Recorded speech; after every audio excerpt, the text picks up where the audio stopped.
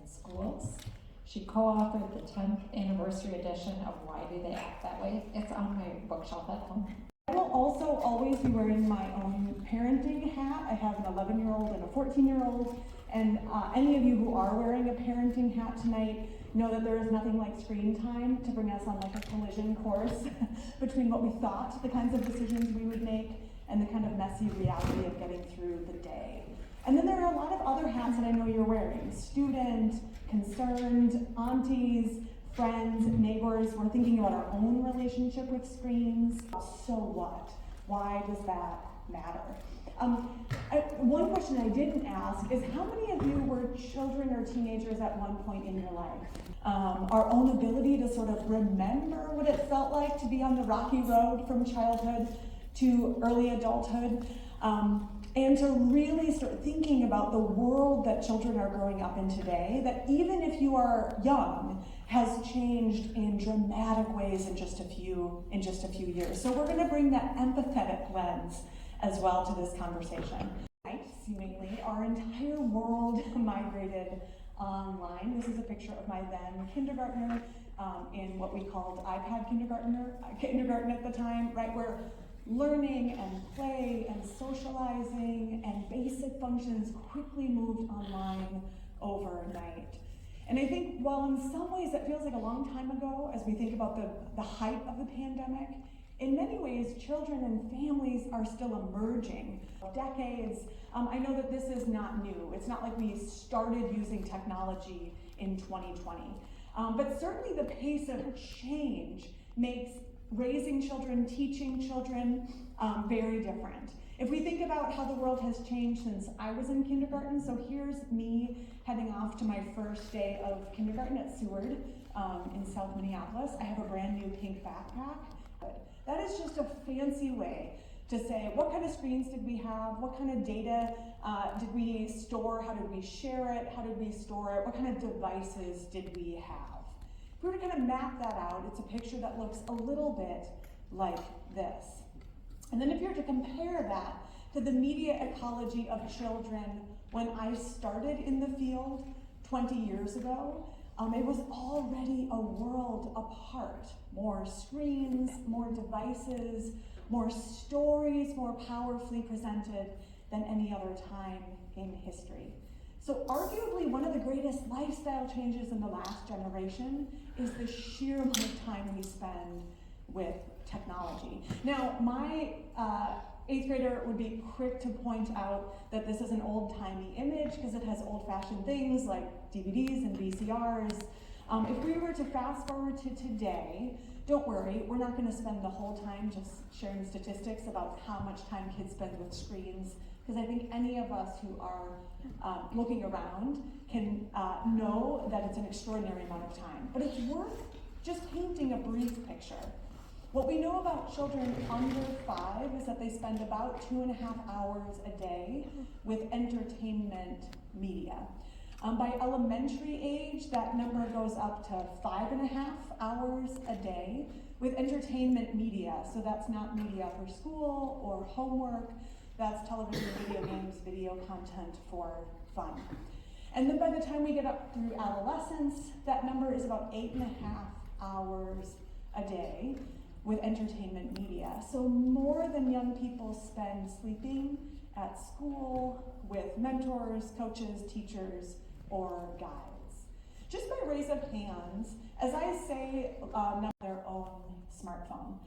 Just by raise of hands again, does that seem about right to your observations? And life, if you see children benefiting in specific ways from their access to technology.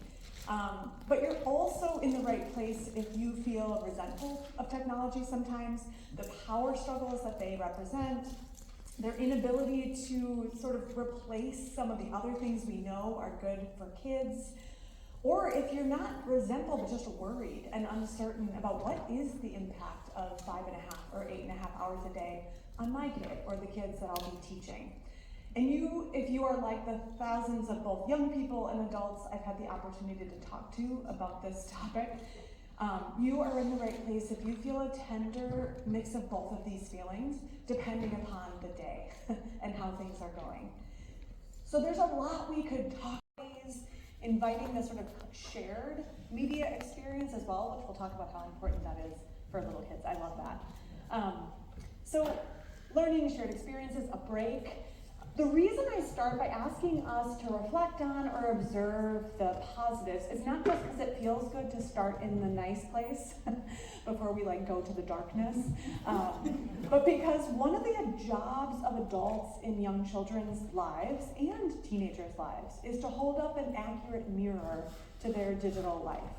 And it's easy for parents to get stuck into sort of negative ruts when it comes to interactions around technology, where the only interactions are turn that off, it's a mindless waste of time, I hate how you act when you're on that thing, and it's this sort of constant conflict cycle. Now, we will talk about the importance of boundaries, but one of the things that we know can help get out of that negative rut is to actually look for digital strengths, to look for the media habits and practices that we actually want to see kids do more of. So if they watch Bluey or they watch Daniel Tiger and then they're using some of those tools, we can sort of be like, oh, that's so amazing, where did you learn that? And I'm so glad that you watched that show.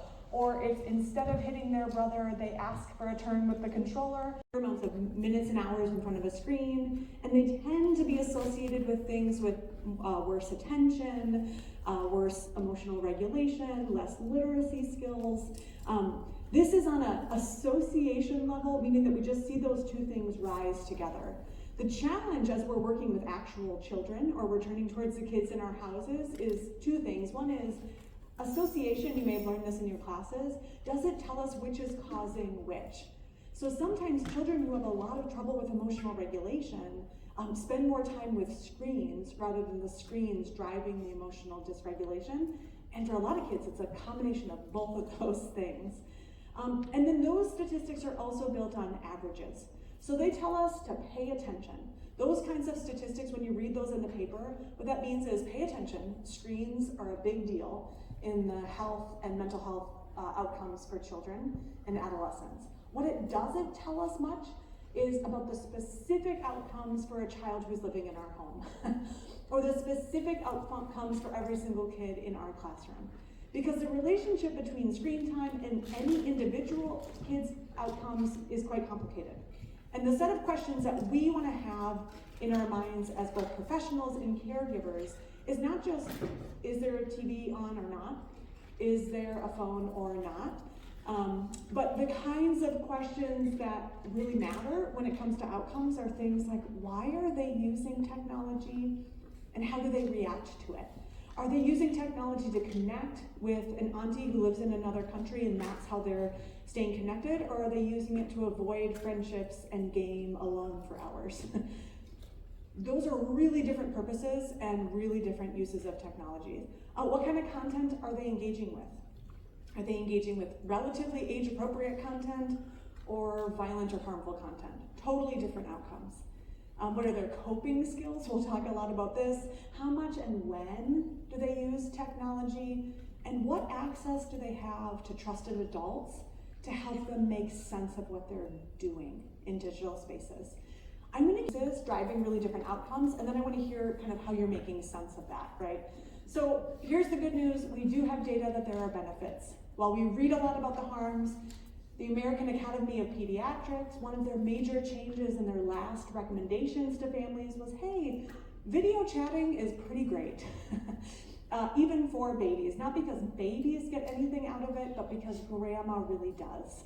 And the relationships between children and their adults really matters. So things like connecting with family, shared media experiences, when kids are using technology to connect with friends, and those friendships are by and large healthy. We see this as protective, and the positive ways that we've already said kids are using this for learning. So we do have data that says, yes, we see all of these things benefit kids. This is really different from coming home and scrolling, and like, oh, nobody, not really. And this sort of hyper-passive use of really visual media, which is just a fancy way to say TikTok and Instagram, is associated with worse mental health outcomes, right? So if we're not purposely using it, to align with sort of like something that's going to be good for me, but using it to avoid feelings or to avoid friendships, we see worse outcomes. The kind of content kids watch really, really matters. And the band of what's appropriate content gets more narrow the younger the child. We'll talk about that a little bit later. But age-appropriate content, we actually see some great some either neutral or sometimes beneficial pro-social outcomes.